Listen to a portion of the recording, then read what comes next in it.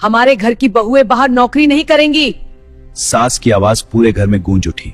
Drawing room में खड़ी बहू ने बस सिर झुका लिया। ना कोई जवाब, ना कोई सवाल है। सास फिर बोली, इस घर की इज्जत घर की चौखट के अंदर ही अच्छी लगती है। बाहर जाकर नौकरी करने वाली बहुएं हमारे खानदान में नहीं हुई हैं। वो चुपचाप सब सुनती रही। ससुर अखबार पढ़ते रहे, पति चुपचाप मोबाइल में देखने लगा और बहू बस चुप रही। घर में कोई कुछ नहीं बोला, लेकिन सन्नाटा बहुत कुछ कह रहा था। उसकी आंखों में हल्की नमी थी, पर होठों पर ताला।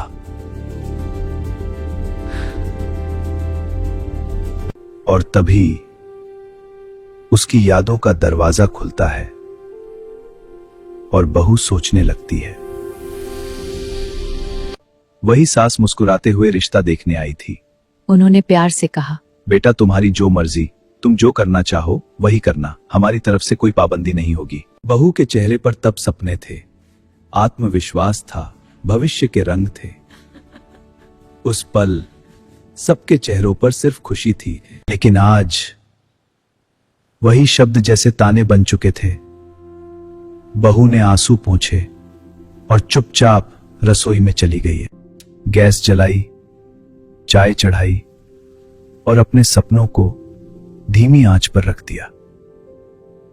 उसे क्या पता था कि जिस घर की इज्जत के नाम पर आज उसका अपमान हुआ है, उसी घर की इज्जत बचाने की जिम्मेदारी बहुत जल्द उसी के कंधों पर आने वाली है। रात के 2 बजे थे।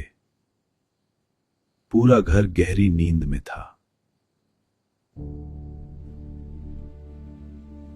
अचानक खिड़की का शीशा धीरे से टूटता है। 2 साए अंधेरे में घर के अंदर घुस आते हैं। अलमारी खुलती है, दरवाजे खटखटाते हैं, सारा सामान उलट पुलट होने लगता है। उधर सास और ससुर अपने कमरे में सो रहे थे। तभी दरवाजा जोर से खुलता है। एक चोर बंदूक तानकर चिल्लाता है, ओए बुढ़िया, जितना भी सोना चांदी है सब निकाल दे, और अगर आवाज निकाली तो यही मार दूंगा। सास के हाथ कांपने लगे। ससुर उठने की कोशिश करते हैं। तभी चोर बंदूक ससुर की कनपटी पर रख देता है और बोलता है, ओए बुढ़िया, तिजोरी की चाबी दे नहीं तो इसे यहीं ठोक दूंगा। सास की आंखों से आंसू बहने लगे।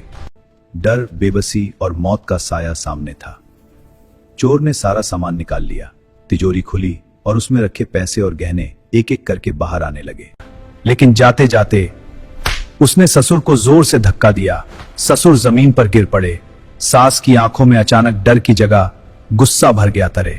सास ने पास पड़ी फूलदानी उठाई। चोर जमीन पर गिरा और वो बेहोश हो गया। घर में सन्नाटा छा गया। कुछ ही देर में पुलिस पहुंच गई। सुबह की पहली किरण के साथ घर के बाहर पुलिस की गाड़ी आकर रुकी। तुमने इसे मार दिया, अब जेल जाना पड़ेगा। सास रोते हुए सफाई देती रही, कहती रही कि उसने अपनी जान बचाने के लिए वार किया, लेकिन पुलिस ने एक न सुनी और कुछ ही पलों में सास और ससुर के हाथों में हथकड़ी लग चुकी थी। घर के बाहर भीड़ लग गई। पुलिस वाला ताना मारता है, अब जेल में बैठकर पछताना था। जेल की सलाखों के पीछे सास और ससुर कैद हो गए। सास रो रही थी। सास बोलती है, साहब मेरी गलती नहीं है, मुझे छोड़ दीजिए। तभी जेल के बाहर से एक मजबूत आवाज आती है, माँ जी आप डरिए नहीं, मैं आ गई हूं अब। सास ने आंसू भरी आंखों से ऊपर देखा और वहीं कहानी एक नया मोड़ लेने वाली थी। तभी दरवाजा खुलता है और अंदर आती है उसकी बहू। लेकिन आज वो वही चुप रहने वाली बहू नहीं थी। आज उसने काला वकील का कोट पहना हुआ था। आंखों में आत्मविश्वास, चेहरे पर हिम्मत। बहू बोली, माँ जी आप चिंता मत करिए, अब मैं हूं। अगले दिन कोर्ट रूम में सबकी नजरें उसी पर थीं। पुलिस वाला बोला, माननीय न्यायाधीश महोदय, इस औरत ने एक इंसान की जान ले ली है। पूरा कोर्ट रूम सन्न रह गया। तभी बहू खड़ी हुई। उसकी आवाज शांत लेकिन मजबूत थी। वह कहती हैं, माननीय न्यायालय, मेरे क्लाइंट ने किसी को मारने की नीयत से वार नहीं किया। उन्होंने सिर्फ अपनी और अपने पति की जान बचाने के लिए यह कदम उठाया। यह आत्मरक्षा थी, कोई अपराध नहीं। बहू ने आगे कहा, अगर उस रात इन्होंने हिम्मत न दिखाई होती तो शायद आज ये दोनों जिंदा ना होते। जज ने कुछ देर सोचा, फिर हथौड़ा बजाया। अदालत इन्हें निर्दोष घोषित करती है। बेटा अगर आज तू ना होती तो हम शायद कभी बाहर ना आ पाते। मैंने तुझे रोका, तेरे सपनों को छोटा समझा।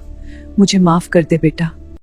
बहू ने आगे बढ़कर सास को गले लगा लिया और उसी घर में जहां कभी उसके सपनों का अपमान हुआ था, आज उसके सम्मान की जीत हुई। जिस बहू को तुम कमजोर समझते हो, वही वक्त आने पर पूरे घर की ताकत बन जाती है।